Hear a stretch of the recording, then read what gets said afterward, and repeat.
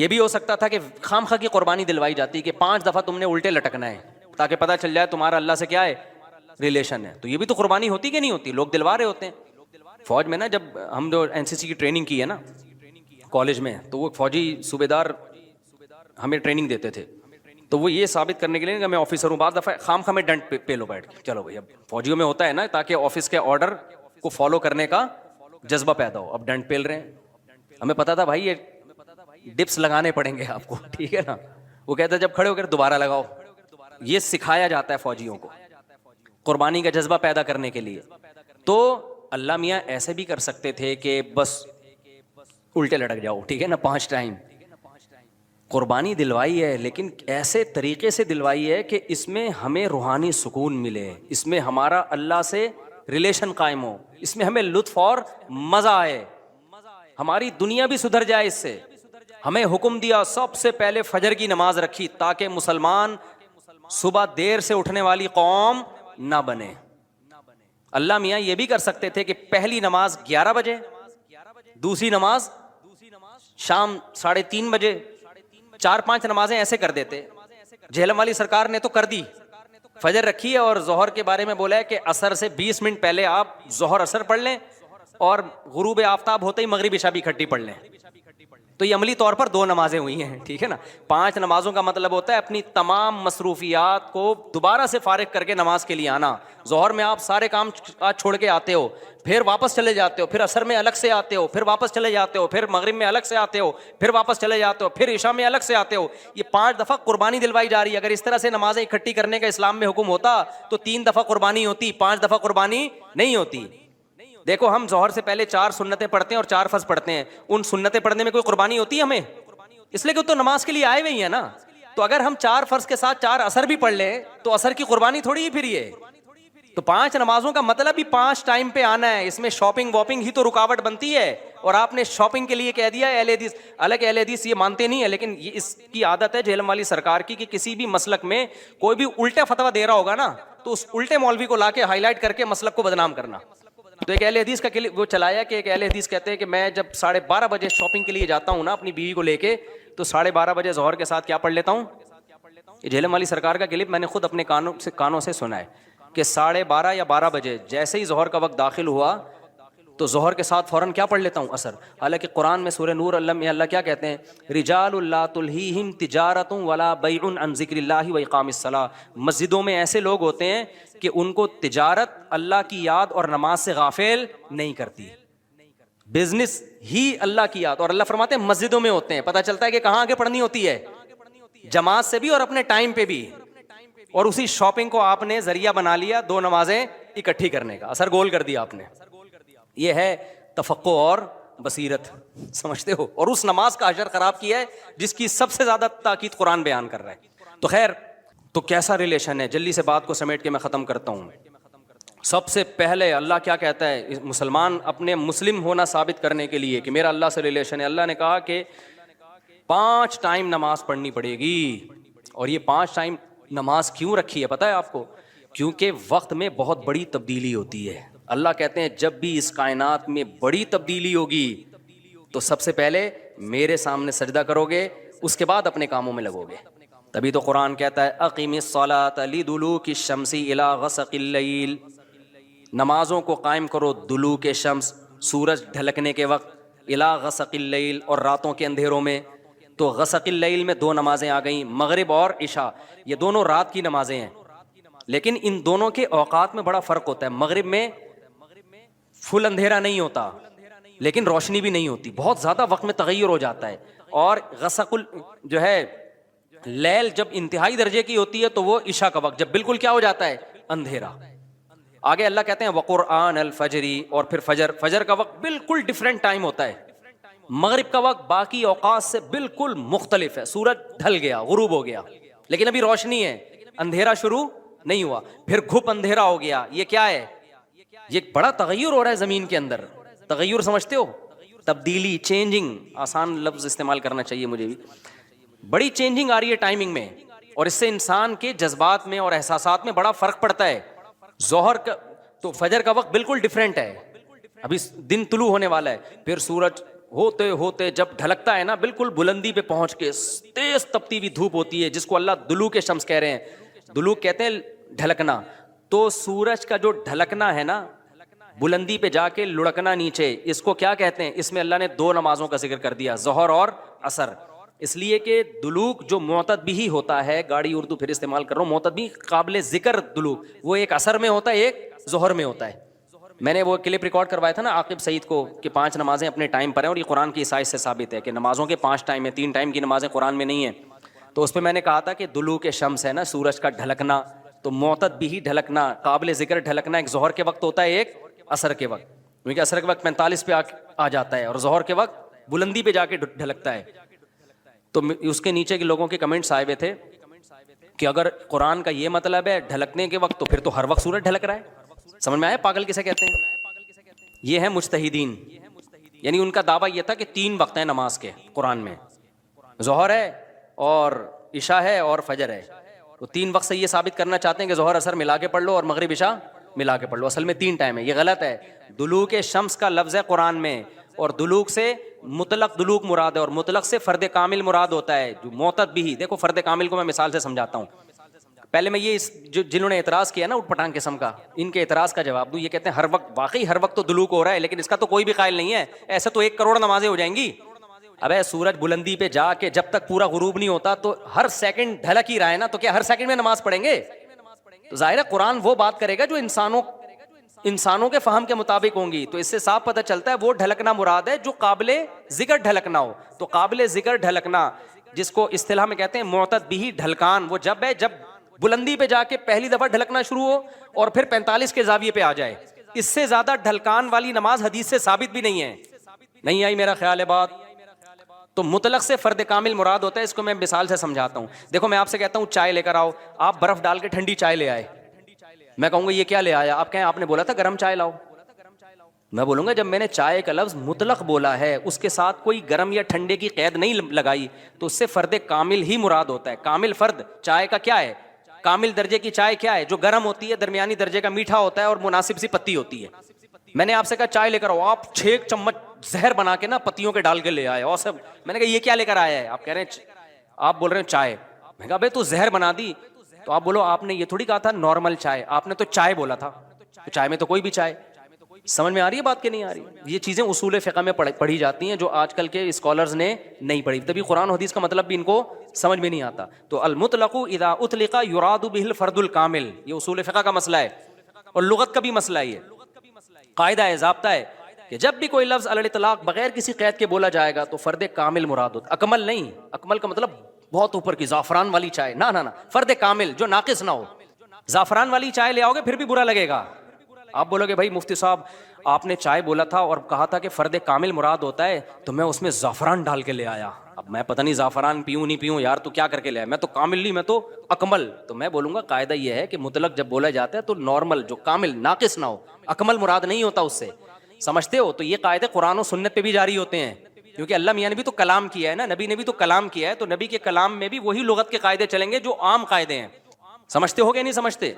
تو اب دیکھو قرآن کہہ رہے اقیم الصلاۃ لدلوک الشمس، سورج کے ڈھلکنے کے وقت، تو ڈھلکنے سے فرد کامل جو کامل درجے کا ڈھلکنا ہے، تو کامل درجے کا ڈھلکنا ایک جب بالکل بلندی پہ جا کے ڈھلکنا شروع ہوتا ہے، اس کو کہتے ہیں ڈھلکنا، پہلی دفعہ جب ڈھلکنا، اور دوسرا جب 45 کے زاویے پر جو عصر کے قریب کا ٹائم ہے جس میں سورج میں تغیر پیدا ہونا شروع ہو جاتا ہے، تو یہ ڈھلکنا ہے۔ تو اب جب بھی زمین میں کوئی نیا ٹائم داخل ہوتا ہے نا، تو اللہ کہتے ہیں کیا کرنا ہے؟ سب سے پہلے اللہ کا شکر۔ تبھی علماء نے اصول فقہ کی کتابوں میں لکھا ہے کہ نمازوں کے جو اوقات ہیں نا، یہی نماز کا سبب ہے۔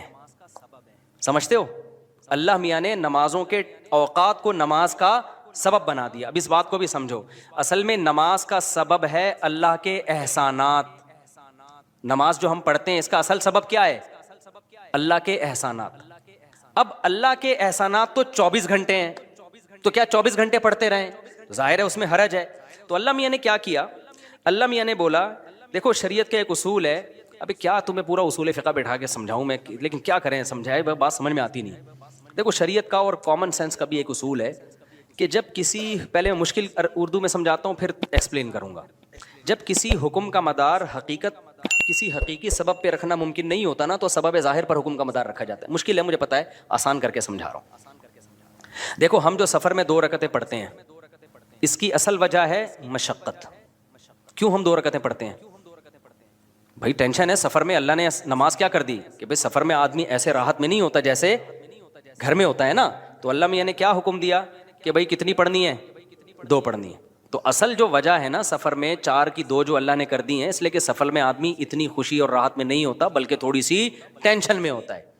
لیکن اگر اللہ تعالیٰ یہ کہتے کہ ٹینشن ہی پر حکم کا مدار ہے، تو یہ ٹینشن کم ہونے کے بجائے بڑھ جاتی. وجہ اس کی ہے کہ ہم سوچتے رہتے پتہ نہیں مجھے سفر میں ٹینشن ہو بھی رہی ہے کہ نہیں ہو رہی ہے.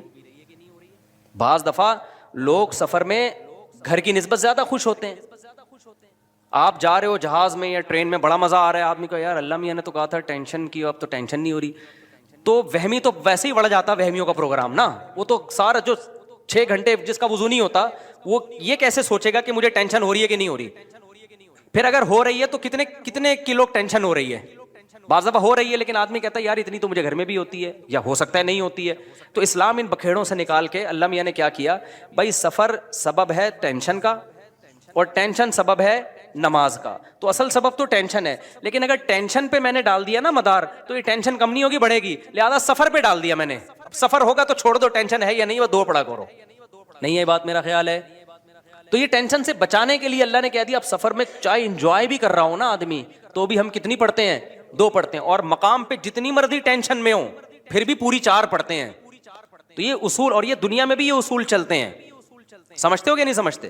تو یہاں بھی اللہ نے کیا کیا، اللہ میاں نے فرمایا اصل میں تو تم پہ نماز فرض ہے اس لیے کہ میرے احسانات تم پر بہت ہیں. اب وہ احسانات تو ہر وقت بولو ہوتے رہتے ہیں. اب ہر وقت احسانات ہیں تو اب ہر وقت پڑھتے رہیں نماز، وہ تو ناممکن ہے. تو اللہ میاں نے کہا کہ بھائی دیکھو اللہ کے احسانات میں جو تجدد ہوتا ہے نا، جدت آتی ہے، وہ ٹائم کے لحاظ سے آتی ہے. ہماری پوری زندگی کا نظام کس سے چل رہا ہے؟ ٹائم سے چل رہا ہے. تو وقت جیسے ہی تبدیل ہوتا ہے نا، ایک نئی نعمت کا ظہور ہوتا ہے. تو تبدیلی وقت پہ حکم کا مدار رکھ دیا اللہ تعالیٰ نے. ٹائم جیسے جیسے چینج ہوگا تو سمجھ لو کہ اللہ کی نئی نعمت مل رہی ہے تمہیں. تو اس نئی نعمت پہ شکرانے کے لیے تم نے کیا کرنا ہے؟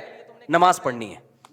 تو ٹائم چینج ہوتا ہے. تو ٹائم جو ہے نا، اب ٹائم تو 24 گھنٹے میں ہر سیکنڈ میں چینج ہو رہا ہے. تو وہی بات ہے، اللہ نے کہا ہر سیکنڈ میں چینج ہو رہا ہے، لیکن دلوک شمس والا ٹائم اور رات والا ٹائم اور وقرآن الفجر، فجر والا ٹائم، یہ اس میں ٹائم میں بڑا تغیر آتا ہے. تو بڑا تغیر آتا ہے تو نئی نعمت مل رہی ہے. اور لہذا جب نئی نعمت مل رہی ہے، حقیقت میں نہ بھی مل رہی ہو اور حقیقت میں اس سے پہلے بھی مل رہی ہو نہیں، لیکن اب فرض یہ کر لیا گیا ہے کہ جب ٹائم چینج ہوگا تمہیں نئی نعمت ملے گی، اور نئی نعمت ملے گی تم پر لازم ہے کہ اللہ کا شکر ادا کرو آگے. تو اس لیے علماء نے اس مسئلے کو بڑا اچھا سمجھا، اصول فقہ میں ایکسپلین کیا ہے کہ نمازوں کا جو سبب ہے نا وہ کیا ہے؟ اوقات کی تبدیلی. جیسے 2 رکعتوں کا سبب سفر ہے، حالانکہ اصل میں نہیں ہے، اصل میں تو کچھ اور ہے، لیکن اب اللہ نے کیا بنا دیا سفر کو. تو ایسے ہی نمازوں کے واجب ہونے کا سبب کیا ہے؟ وہ وقت میں بڑی تبدیلی. تو یہ 5 ٹائم اس زمین پر ایسے ہیں جس میں بڑی تبدیلی ہوتی ہے، اور ان بڑی تبدیلیوں سے انسان کو اللہ کی نعمتوں کا احساس ہوتا ہے. اگر یہ ٹائم رک جائے نا تو ہماری زندگیوں کی رنگینیاں ختم. صرف فجر ہی کا ٹائم ہو، ظہر میں جو الگ سی انسان کی فیلنگ ہوتی ہیں، عصر میں الگ فیلنگ ہوتی ہیں، مغرب میں الگ. انجوائے کرتا ہے انسان لائف کو نہ، ہر وقت اسے مغرب کا ٹائم چاہیے، اسے عشاء بھی چاہیے، لیکن ہر وقت عشاء نہیں چاہیے. اسے فجر کی بہاریں بھی چاہیے لیکن ہر وقت فجر کی بہاریں نہیں چاہیے. اسے دوپہر کی چلچلاتی دھوپ بھی چاہیے، ہر وقت نہیں چاہیے. شام کی ٹھنڈی چھاؤں بھی چاہیے جو عصر کے ٹائم ہوتی ہے. اور کیسے سمجھائیں میرے بھائی، میرے پاس اس کے علاوہ تبھی تو 5 نمازیں ہیں، تو 2 نمازیں اکٹھی بیٹھی نہیں ہوتی، سمجھ رہے ہو؟ کیونکہ اوقات 5 ٹائم چینج ہوتے ہیں اور بڑی تبدیلی آتی ہے. تو 3 ٹائم کیوں پڑھ رہے ہو بھائی تم نماز؟ باقی قرآن و حدیث کے حوالے کیا ہیں وہ میں انشاءاللہ بھی ریئیکشن ریکارڈ کرواؤں گا، اس پہ وہ آ جائیں گے. تو میرے بھائی، تو یہ اسلام ہے جو ہمیں کہتا ہے کہ جب وقت میں بڑی تبدیلی ہوگی تو تمہیں اللہ کی نعمت کو واقعی ہوتا بھی ہے. آپ رات کو سو جاؤ ٹائم پہ، صبح صادق کا وقت جب ہوتا ہے نا، نیند پوری ہوتی ہے، خدا کی قسم دل میں ذرا سی بھی اللہ کی محبت کا جذبہ ہونا تو انسان کے دل میں اللہ کی محبت کی چنگاریاں پیدا ہوتی ہیں صبح کے ٹائم کو دیکھ کے کہ میرے رب نے مجھے رات کو سلا دیا اور بالآخر اب سورج دوبارہ سے نکل کے اپنی ذمہ داری پوری کرنے والا ہے. دل چاہتا ہے. اللہ کو راضی کروں, اٹھوں میں اللہ کے سامنے جاؤں. ہم تو پوستیوں کی طرح, میجورٹی تو سوری ہوتی ہے نا, اٹھتی 12 بجے ہے کم وقت, اس کو کیا پتا وہ صبح اور وہ چھاؤں ستاروں کی اور وہ نور. شاعر نے کہا تھا, اگلا مصرع بھول گیا کیونکہ نبی میں رٹا لگا کے یاد کیا تھا 9th کلاس میں اردو ادب میں. وہ صبح اور وہ چھاؤں ستاروں کی اور وہ نور, دیکھے تو غش کرے ارینی گوئے اوجے تور. واہ واہ, اب یاد آ گیا.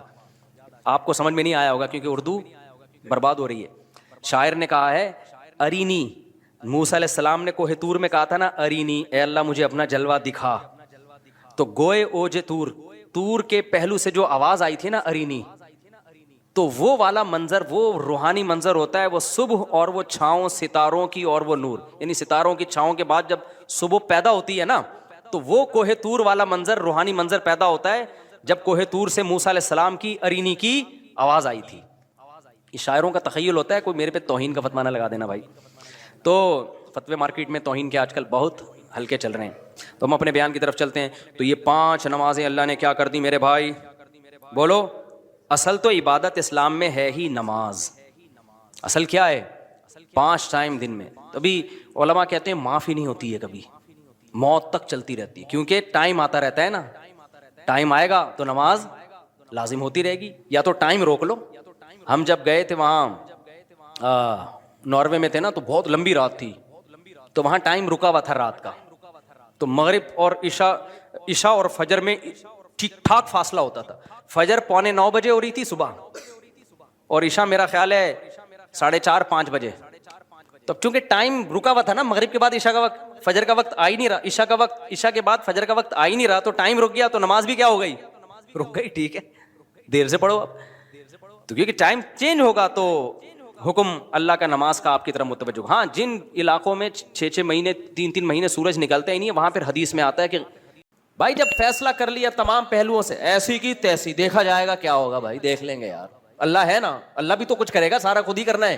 کیا خیال ہے, اللہ بھی تو اللہ کے لیے کر رہے ہو نا ایک کام, تو کچھ اللہ پہ چھوڑو یار. صبر کی توفیق بھی اللہ کی طرف سے ملتی ہے. دیکھو ابو سعید خدری رضی اللہ تعالیٰ عنہ چھوٹے بچے تھے, غزوہ احد جس کا بھی واقعہ چل رہا ہے, ان کے خاندان کے سارے مرد اس غزوہ میں شہید ہو گئے. باپ بھی شہید, بھائی بھی شہید. اب کمانے والا گھر میں کوئی بھی نہیں بچا, گھر میں فاقے آنا شروع ہو گئے. تو ان کی والدہ نے کہا کہ بھائی سب جا کے نبی سے پیسے مانگ رہے ہیں صدقے کے, آپ بھی جا کے مانگو, اور یہ نبی کے حکم پہ ہی ہوا ہے نا سب کچھ. تو جو بھی آتے کہ بھئی ہمارے بھائی شہید ہو گئے, ہمارے باپ شہید ہو گئے, گھر میں فاقے پڑ رہے ہیں, تو آپ صلی اللہ علیہ وسلم ان کو صدقے کے پیسے دے دیتے کہ چلو جی تم لو. لیکن جن کے بارے میں نبی سمجھتے تھے نا کہ ان میں خوب توکل ہے, ان کو نبی نے نہیں دیے. جب ابو سعید خدری چھوٹے بچے تھے, یہ نبی کے پاس آئے اور کہا کہ یا رسول اللہ, گھر میں فاقے ہیں, میرے بھائی بھی شہید. یار دیکھو, جس لیڈر کے کہنے پہ شہید ہوئے ہیں, اگر آج کسی کے کہنے پر آپ کا باپ آپ کا بھائی شہید ہو جائے اور آپ اس کے پاس جاؤ اور پیسے مانگو, اور وہ جواب میں یہ کہے جو نبی نے کہا, من یتصبر یصبرہ اللہ, جو اللہ سے صبر مانگتا ہے اللہ اس کو صبر دیتا ہے.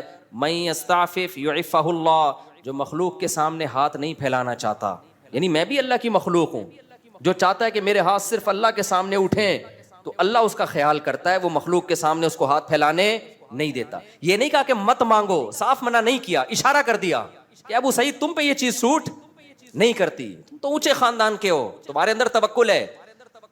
دیکھو کیا نبوت کی, یعنی آپ صلی اللہ علیہ وسلم کی تربیت کا انداز دیکھو نا. آپ یہ بھی تو کہہ سکتے تھے کہ اے ابو سعید مجھ سے مت مانگو, یہ بھی نہیں کہا, کیونکہ بہت بڑی آزمائش ہو جاتی پھر ابو سعید کے لیے کہ بھئی نبی نے صاف منع کر دیا ہے. اصول ضابطہ بیان کر دیا, اس کے بعد مطلب اب اگر مانگنا چاہتے ہو تو میں تمہیں دے دوں گا. اصول ضابطے میں اشارہ کر دیا کہ مجھے تمہارا مانگنا پسند نہیں آیا.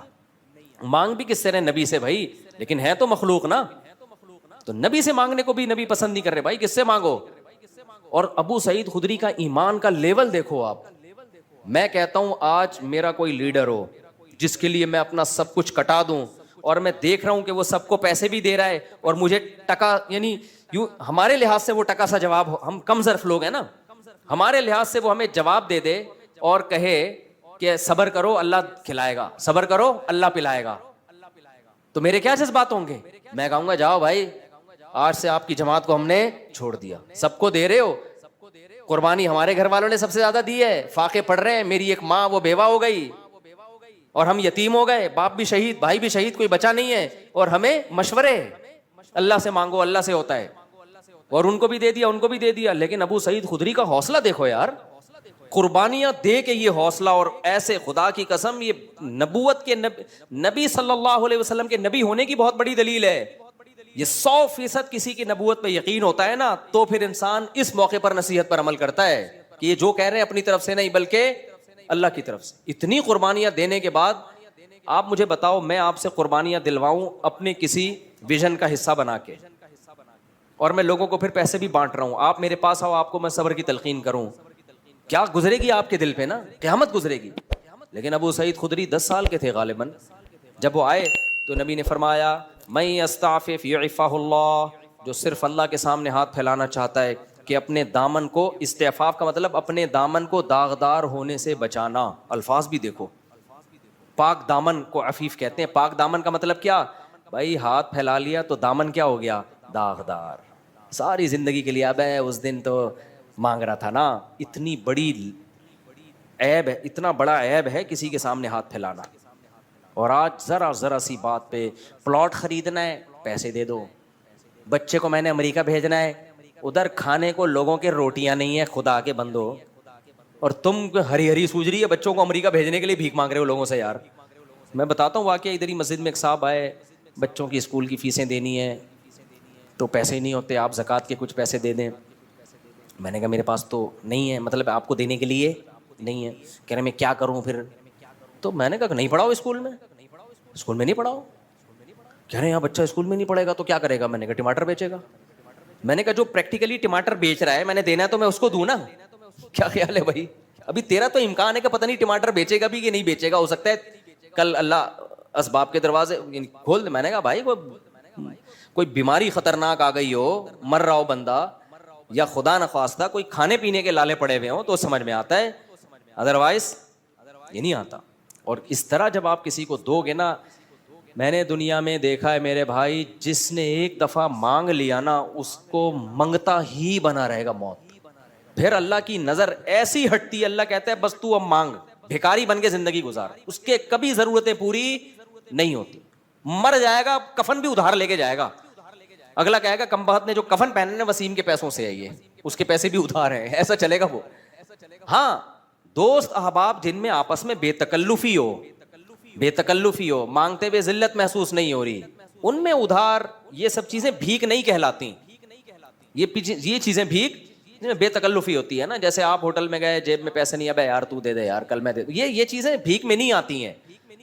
بھیک کا مطلب ہے آپ کو خود محسوس ہو رہا ہوتا ہے کہ میں کسی کے احسان کے نیچے دب رہا ہوں, احسان کے نیچے دب رہا ہوں. ہاں آپ مالدار ہیں, آپ کو پتا ہے ابھی میری سیلری نہیں آئی, اگلے مہینے آ جائے گی, تو اپنے ہی جیسے کسی مالدار سے کہہ دینا یار تھوڑا پیسے دے دوں گا. اپنے دوست جس سے بے تکلفی ہو, وہ تو چلتا ہے سوسائٹی میں نا.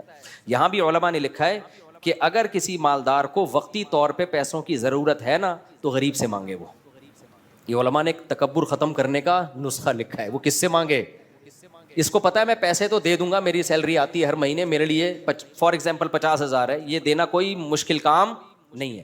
تو غریب سے مانگنے میں کیا ہوگا, اس غریب کی عزت آپ کی نظر میں بڑھ جائے گی. وہ غریب کا دل بھی باغ باغ ہو جائے گا, یار سیٹھ صاحب میرے سے کیا مانگ رہے ہیں, اور وہ غریب دے گا بھی خوشی خوشی. اس کو پتا ہے پیسے کہیں جانے والے ہیں ہی نہیں, اس کے لیے 50,000, اس کے پان گٹکوں کا خرچہ ہے 50,000.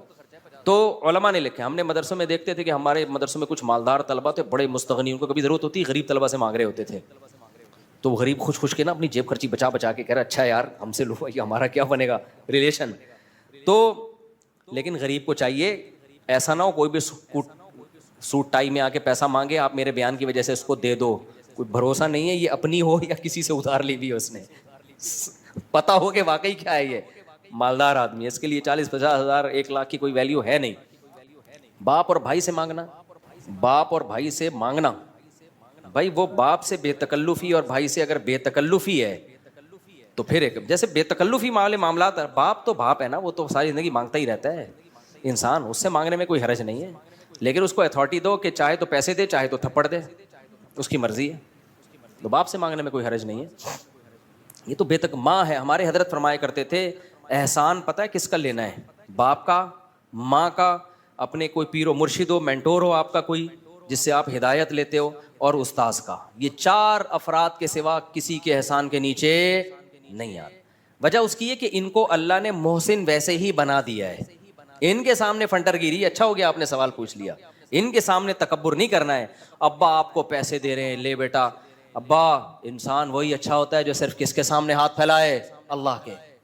باپ کہے گا کمبخت 25 سال کا ہو گیا, میرے ٹکڑوں پہ ہی پلا ہے تو, 1 روپے بھی تو نے اپنی جیب سے تعلیم میری, پراٹھے صبح میرے پیسوں سے کھاتا ہے, گیس بجلی کا, اور آج میں تجھے کہہ رہا ہوں یہ لے بائک خرید لے. کہہ رہے ابا مفتی صاحب نے بیان میں کہا ہے کہ جو مخلوق کا محتاج ہوتا ہے نا, ساری زندگی اللہ اس کو مخلوق کے در کا محتاج بنا دیتے ہیں. تو ابا سے ایسا کہو گے نا تو پھر ابا کی طرف سے کیا آنا چاہیے, چپیڑ. تو باپ ہو گئی ماں, ماں سے تو ہم تو اتنا مانگتے تھے اپنی اماں سے, بھائی ہمارے ابا جب چپیڑ لگاتے تو اماں کے پاس چلے جاتے تھے. تو اماں ابا کا معاملہ اور ہے, لیکن اتنا نہ مانگو کہ وہ ان کو پتلون بیچنی پڑے اپنی بازار میں جا کے. بعض اولاد تنگ کرتی ہے نا. تو اچھا سوال پوچھ لیا آپ نے. تو جن سے جو بڑے رشتے ہوتے ہیں نا, باپ ماں, یہ تو ویسے ہی محسن ہیں. ان سے اگر آپ پان گٹکے کے پیسے نہیں لوگے تو کوئی ان پر احسان نہیں ہوگا. انہوں نے اس سے زیادہ, بہت زیادہ آپ پہ خرچ کر دیا ہوتا ہے, تو وہ الگ معاملہ ہے. ہاں بڑا بھائی بھی اس میں داخل ہے. اب بڑے بھائی سے ریلیشن کس نوعیت کا ہے, یہ ہر جگہ ایسا بے تکلفی نہیں ہوتی نا. بڑے بھائی سے اگر ریلیشن اچھا ہے, بعض بڑے بھائی تو خوش ہوتے ہیں چھوٹا مانگے, وہ تو خوش ہوتے ہیں کہ یار ہمیں باپ سمجھ رہا ہے, ہمیں جو ہے نا ویلیو دے رہا ہے. تو یہ اچھا سوال پوچھ لیا آپ نے. تو بڑے اپنے وہ ایک الگ بات ہے, سمجھتے ہو کہ نہیں سمجھتے, باقی کسی کا احسان نہیں لینا. تو جلدی سے بات کو سمیٹ کے ختم کرتا ہوں میں. تو کوائف کیا کرنے, پورے کرنے کسی بھی چیز کے جو اللہ نے بتائے. تو پازیٹیو نیگیٹو تمام پہلوؤں پہ غور کرنے کے بعد جب آپ ایک رزلٹ پہ پہنچے تو قرآن کیا کہتا ہے, پھر کانفیڈنٹلی وہ کام کرنا ہے. کپ کپاتی ٹانگوں کے ساتھ. خود سے کانپ رہی ہو تو ایک الگ بات ہے, دوسری میں بعض دفعہ وہ چاہ نہیں روتے کہ کانپیں, لیکن وہ کانپیں خود بخود ٹانگ رہی ہوتی ہیں. ایسے بھی ہوتے ہیں وہ کانفیڈنٹلی کر رہے ہوتے ہیں, لیکن دولہا مجھے لگ رہا ہوتا ہے گھبرا رہا ہے, لیکن وہ کہتا ہے ایسی کی تیسی, کہہ تو رہا ہوتا ہے. باقی ایسے لوگوں بھی اللہ ہمت دے دیتے ہیں. تو توکل کا مطلب کیا ہے, جیسے ابو سعید خدری رضی اللہ تعالی عنہ کو جب نبی نے فرمایا جو صبر کرتا ہے اللہ صبر کی توفیق, جو اللہ سے چاہتا ہے کہ میں اپنے دامن کو داغدار ہونے سے بچاؤں تو اللہ اسے مخلوق کا محتاج نہیں کرتا. یہ آپ نے نصیحت کی, وہ چلے گئے. کہتے ہیں پوری زندگی ابو سعید خدری رضی اللہ عنہ نے کسی کے سامنے ہاتھ نہیں پھیلا, اور ایسی زندگی گزاری, اللہ نے بہت دولت دی, پھر آپ کو بہت دولت سے نوازا آپ کو. یہاں تک کہ جب موت کا وقت تھا نا تو نبی صلی اللہ علیہ وسلم عیادت کے لیے گئے, زندگی جہاد میں گزری ان کی. انہوں نے کہا یا رسول اللہ میرے پاس بہت دولت ہے, اب میں دنیا سے جانے والا ہوں, میں چاہتا ہوں ساری دولت صدقہ کر دوں. کتنی دولت تھی؟ آپ نے فرمایا نام, فتح مکہ کے بعد کا واقعہ ہے, سعد ابن ابی وقاص کا واقعہ ہے یہ. فرمایا نہیں, اپنے وارثوں کے لیے بھی چھوڑ کے جاؤ. فرمایا کہ یا رسول اللہ پھر میں چاہتا ہوں 2/3 صدقہ کر دوں, 1/3 وارثوں کے لیے. فرمایا نہیں, اور زیادہ چھوڑو. پھر انہوں نے کہا ٹھیک ہے 2/3 وارثوں کے لیے, 1/3 صدقہ. پھر آپ نے فرمایا ٹھیک ہے 1/3 صدقہ, لیکن 1/3 بھی بہت زیادہ ہے, یعنی وارثوں کے. پھر آپ نے فرمایا تم اپنے وارثوں کو لوگوں کے سامنے ایسے چھوڑو غریب کہ وہ لوگوں کے سامنے ہاتھ پھیلاتے پھریں. دیکھو کیسی زبردست تعلیمات ہے شریعت کی. تو بھائی آپ پہلے اپنے کوائف پورے کریں, اولاد کو اپنے پاؤں پہ کھڑا کرنے کے, اس کو آپ ایک تعلیم اچھی دیں, اگر گنجائش ہے تعلیم اچھی دیں, اس کے لیے وراثت کا بھی انتظام کریں, چھوڑ کے جائیں. تو نبی نے فرمایا تم اپنی اولاد کو لوگوں کے سامنے ایسے چھوڑ کے جاؤ کہ ننگے پاؤں ننگے سر پھریں اور لوگوں کے سامنے بھیک مانگیں. اس سے بہتر نہیں ہے کہ ان کو تم اتنا مال دے کے جاؤ کہ استغنا کے ساتھ زندگی گزاریں. تو یہاں چونکہ جائز سبب ہے, جائز سبب اختیار کیا جائے گا, وہاں سبب اختیار کیے بغیر اللہ پہ توکل کرنا یہ شریعت کی تعلیمات نہیں ہے.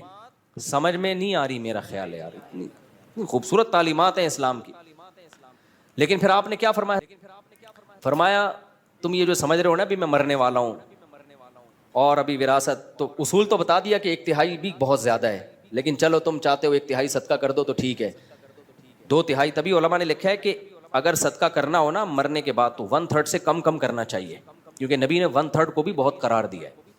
پھر آپ نے فرمایا لیکن مجھے ایسا لگتا ہے, یعنی آپ نے فرمایا کہ لعل اللہ ینتفع بک قوم ویضر بک آخرون, اللہ سے مجھے امید ہے ابھی اللہ تمہارے ذریعے بہت سے لوگوں کو فائدہ دے گا اور بہت سو کو بہت نقصان پہنچائے گا تمہارے ذریعے.